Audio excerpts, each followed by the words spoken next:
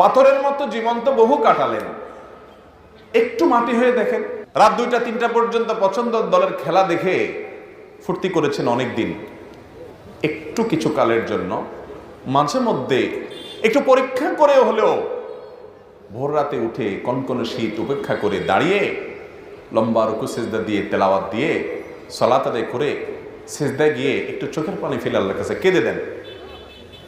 আল্লাহর শপথ করে বলছি, পৃথিবীর সবচেয়ে তৃপ্তিদায়ক মুহূর্ত আপনার কাছে সেই মুহূর্ত হবে যখন রবের সামনে দাঁড়িয়ে একটু চোখের পানি ফেলতে পারছেন। একটু চেষ্টা করে দেখেন, একটু ট্রাই করেন। তো সাহাবা একরামের ভিতরে ওই বৈশিষ্ট্য ছিল ভাইরা আমার, তারা রাত জেগে যে তাহাজ্জুদ পড়তেন, দিনভর যে সালাত আদায় করতেন, তাদের ইবাদত বন্দিগির ছাপ, এটার আলামত, এটার আভা, এটার চিহ্ন তাদের চেহারার উপর ভেসে উঠত। সীমাহুম ফি ওজুহিহিম মিন আসারিস সুজুদ।